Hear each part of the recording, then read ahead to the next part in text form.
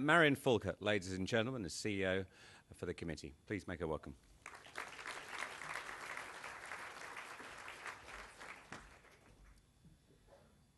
Thank you, everyone. What a great turnout. We always hope to get a lot of people coming to these lunches, Perth in Focus, bringing into focus the future of Perth, its projects and its vision. And I'm pleased to say that typically we have 50% members and 50% non-members attend, and that's true today, and a very strong contingent from state government. So thank you very much for your attendance. I'd also like to say thank you to the Steering Committee and Ken, and been a valuable source of information and guidance for me, and my staff who've worked very hard on this project to pull it together. And when I talk about my staff, I don't just mean the few of us in the office, but our extended team who work with us on our projects. So I'm going to talk for about half an hour and you're going to eat and listen, and I know that the women in the room can do both of those well, and I hope that the men can rise to the challenge. So starting back, and we're going to take you through a new presentation style here that I hope will be interesting and will provide some amplification to some of the key messages that I'm going to articulate to you. I'm not Perth born and bred. I arrived here in 1986. I was raised in Sydney and came for both work and life. And Perth has been incredibly good to me over these past 26 years. This is the place I've found love, I've raised my family, developed a career, along with some wonderful friendships, and many of those of you are in the room today. There is something about Perth and its lifestyle that gets under your skin, and so with career, family and lifestyle firmly entrenched in this city, I'm going nowhere else. And many of you I know feel exactly the same. There's an attachment to Perth that is often maligned by those on the East Coast, and I now consider myself a West Coast person. Our fact-based research in bulletin number 27 on migration revealed that we cannot lure people across the Nullarbor for love nor money, so I was one of the few who made the transition. And this is what we also found in our Perth at 3.5 million project, that Perth citizens are very loyal. They love the lifestyle and they see so much opportunity for the region. But there's also a degree of protectiveness about it too. And I think that this is because we haven't yet reached broad agreement on what we want Perth to be when it grows up. We are yet to cast in stone the essential elements to be retained as we grow, and it's easier to say no to change rather than to embrace it. It is our hope that the Towards a Bright Future report will start to change this by providing a view of what Perth could be and articulating both the steps that can lead us there, as well as identifying the weaknesses and challenges that could cause us to fail. Before I go into detail of the report, the members of the Committee for Perth should be acknowledged and thanked. Without their funding, the committee simply wouldn't exist. We are entirely funded by our members. We are grateful for the leadership that they demonstrate by actively investing in the future of the city and enabling us to undertake projects of this scale and calibre. Our members are major employers and investors in the region, and they want Perth to be highly livable and globally competitive, and as Ken said, we feel this is under threat. Perth is starting to feel some growing pains, and we want to make sure that we're a beneficiary of growth, not a victim of it. Our characteristic WA optimistic outlook and love of Perth is beginning to slip as pressure points become evident in our everyday lives. The Committee for Perth is a positive and proactive organisation which is committed to catalysing ideas and supporting proposals to ensure the brightest future possible for our city. Hence our project Perth at 3.5 million, which has examined all aspects of life in the region and how the next 40 years may affect them. We believe that the project, and this report particularly, marks a watershed for Perth as the first cross-sectoral, private sector-led initiative that has established a strategic direction for the broad social, economic, environmental and cultural future for Perth. And we believe it can bring about change by becoming engaged with the vision, understanding the strengths and weaknesses of the region and embracing the recommendations. We believe that all of us in the community, corporate and government have the power to affect change. So let me introduce you to the report so that this move towards a positive change can begin. How has this report come to be? A series of discussion papers and workshops combined with previous research undertaken by the committee built the fact base of our project and has underpinned the development of 2 scenarios for the future. The first scenario developed was one that depicts a bright future, one that articulates our aspirations for the region, the one we want to live in the future. Then came the opposing scenario, which depicted a worst case, yet most probable outcome if we continue on with a business as usual approach. With these 2 alternate futures clearly visualised, we then considered the various opportunities and challenges that would impact the realisation of either scenario. As James mentioned earlier, we took the bright future scenario and tested it by performing a SWOT analysis, all of which is detailed in the report. Out of this analysis came the action strategy, which aimed to capitalise on our strengths and opportunities and address the weaknesses and challenges across 3 key focus areas, and I'll come back to these in more detail later. And then pleasingly, we discovered at the end of this process, once the recommended actions had been identified and articulated, lay the vision as depicted in the bright future scenario. We realised that we'd come full circle, and the vision created through this collaborative project process has been proven to survive the challenges and the implementation of the 20 recommendations proposed. We had realised a shared and understood vision and were left with a unifying perspective on the future. So what does this future look like? And I really need you to concentrate now. The bright future was developed out of a consultation process, a focus of which was broken into 6 key areas: people, prosper, plan, green, learn and create, and decide. And it looks like this. In the area of people, we want Perth to be a region that is safe and welcoming, where all people can find their place, young or old, newcomer, long-term resident, or Perth born and bred. When it comes to prosperity, the vision is for Perth to be a national recognised economic powerhouse and globally recognised as an engine of knowledge, innovation, entrepreneurialism in the resource and energy sectors as well as beyond those. In terms of planning, the bright future will be a distinctive region with a high-quality public transport system, vibrant city centres and housing, lifestyle and recreational choices that meet the needs of all people in our community. Green credentials are becoming increasingly important in a world with a growing focus on sustainable cities, and so the process identified the best case scenario for Perth to be an environmentally friendly, clean and pristine region that is committed to maintaining its natural beauty and active outdoor lifestyle. When it comes to learning and creating, we want Perth to be a dynamic and intelligent region that is focused on knowledge and innovation as central to its social, economic and cultural well-being. And finally, when it comes to decision making, we want a bright future in the region, which means we evolve with the times, and whose government, business and community sectors work together through a shared vision, collaborative action and good governance systems to achieve a positive future. So let's for one moment consider what it would feel like to live in this Perth that's so positive, that's easy to get around, that's welcoming and tolerant. A Perth that says welcome to all, has housing for all price points and all parts of the demographic, where our environment is still pristine, where we have many celebrated cultural offerings, and we have an adaptive attitude and a collaborative model of governance. Imagine for one moment what this might feel like, what it might look like, and I ask you to raise your hands if that's the sort of future that you want for Perth, a bright future.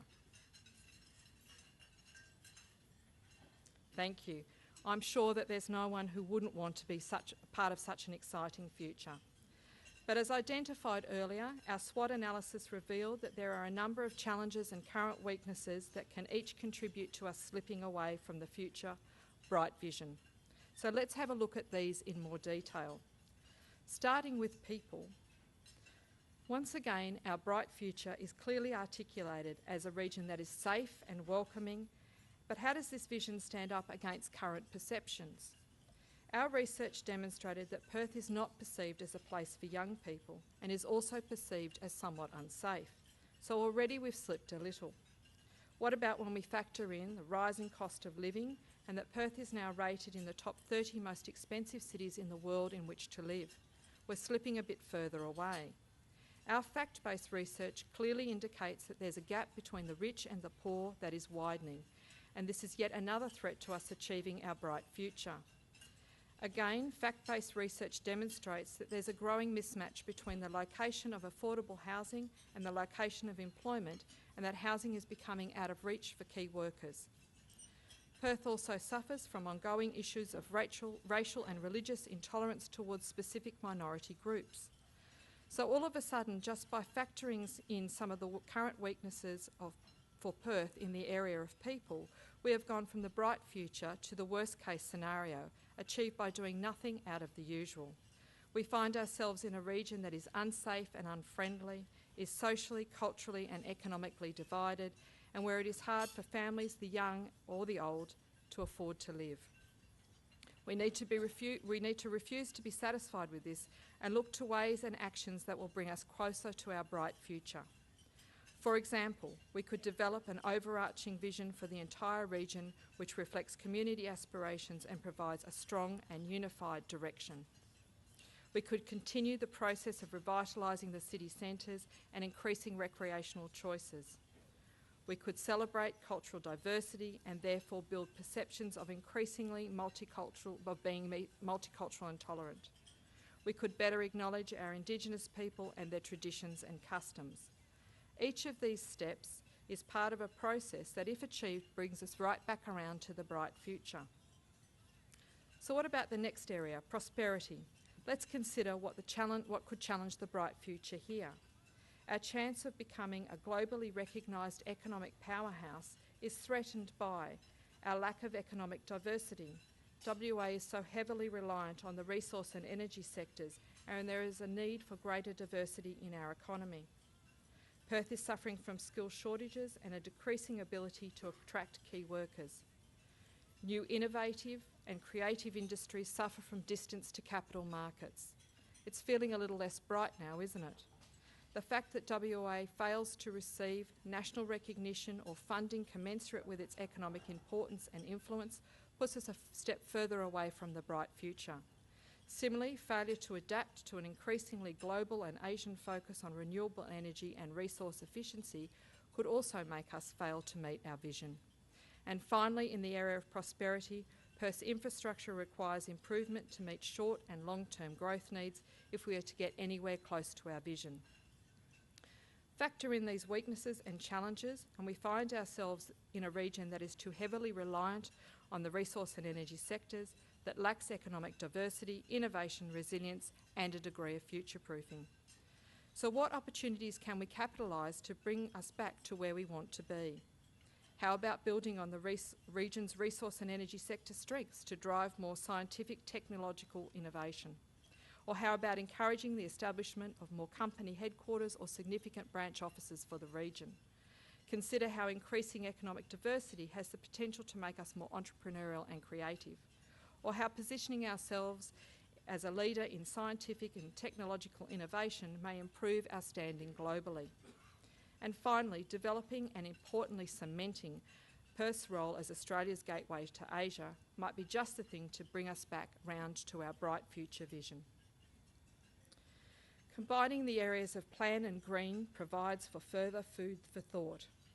Here, the bright futures are very clear and seem tangible, at least until you start to consider that Perth is suffering from increased congestion with a public transport system already at capacity during increasingly longer peak periods, and growing pollution from our high levels of car ownership and dependence. With this pollution brings into focus the negative effects of urban sprawl on the environment, including loss of natural habitat and more. The fact that the Perth region was rated as the least sustainable city in Australia by the Australian Conservation Foundation only serves to undermine our bright future further. On the planning side, there is a lack of housing diversity and choice, and there is a perception that red tape remains a barrier to the development of diverse housing products. Start factoring in all these realities, and again we slip from our bright future to a bleak business as usual scenario. We find ourselves in a sprawling region that is unsustainable and increasingly polluted. To counter these threats, we could develop a fully integrated transport and land use plan, maintain the environmental quality of our landscape and environmental assets, and protect high-quality residential areas and carefully identify those appropriate for developing denser housing. These actions would certainly help restore our vision, and so would continuing to transform our city centres through appropriate development and increasing opportunities for informed public involvement. Achieve all of this and we're back to our bright future scenario in each of these areas. Moving on, let's consider the challenges that we face in the learning and creating. As with our other areas, the bright future here sounds exciting and one that many would love to see, but we face some threats. Current perceptions of education, coming through from our Perth Perception Survey, revealed that young people particularly believe the region's educational facilities need improvement. The arts and culture sector in Perth, while mature, lacks funding and infrastructure and suffers from a lack of mainstream investment. And there is perception from Perth residents that the region is not artistic or creative enough, and by those others outside of the state, there is a perception that we are unsophisticated and immature. All these negative perceptions have once again led us to a future that is less than bright, that depicts a region with an inadequate education system and lacks vibrancy and creativity, failing to foster new thinking. Doesn't sound too good, does it? So what can be done to counter these?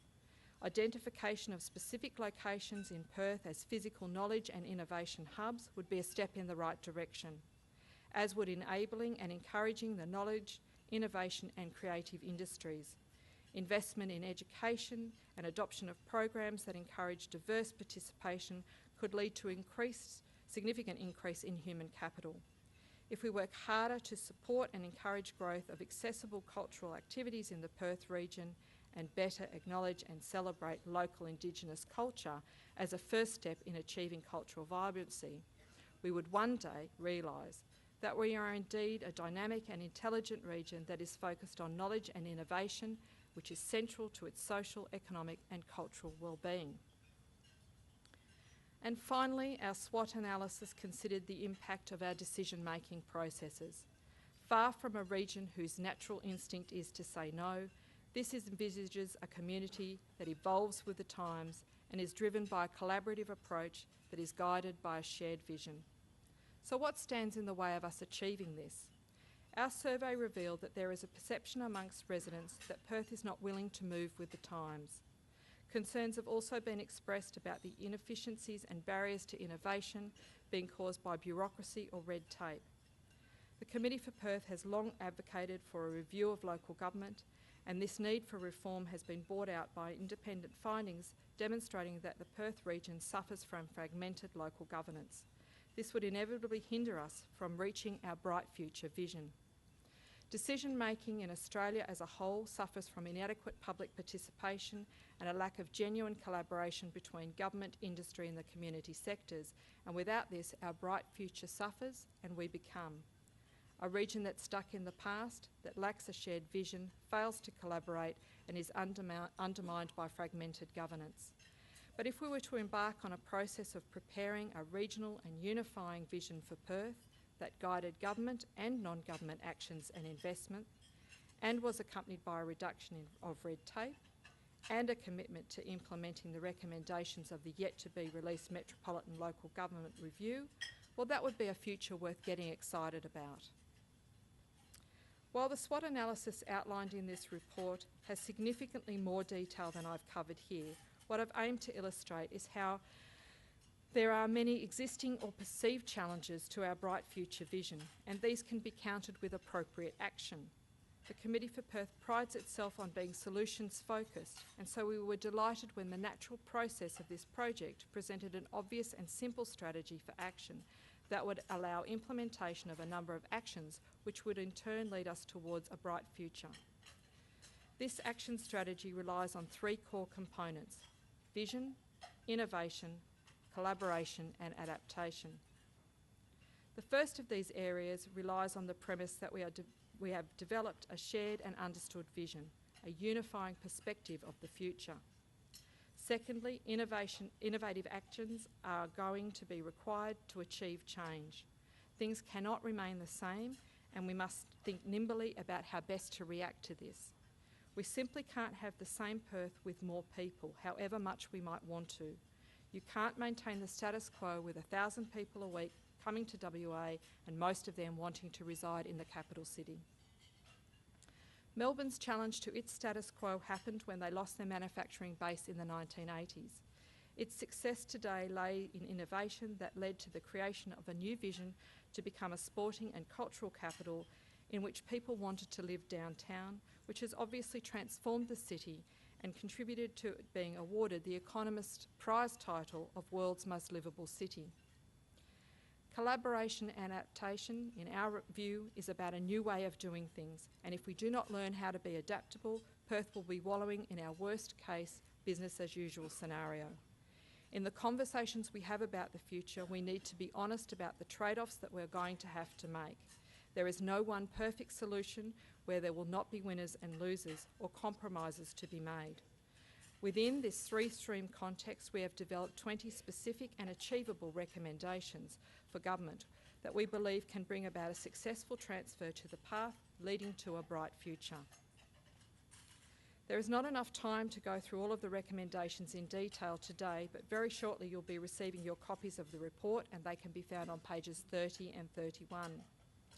Our first recommendation in the area of shared vision calls loudly and clearly for the development of a long-term collective vision and integrated strategy for Perth, something we've been advocating for since 2006. The key to success will be to ensure that it's developed with the community rather than for it, as this will facilitate unity between government, community and corporate efforts. Then, under the theme of collaboration and adaptation, the challenge is to continue to work towards reducing local government fragmentation and to develop a whole-of-government strategy to guide informed public participation and understanding about Perth, planning for Perth's future and how it will need to change in the coming years. This is about acknowledging that there is not a broad understanding in the community as yet that growth will continue, and so therefore Perth cannot remain as it is.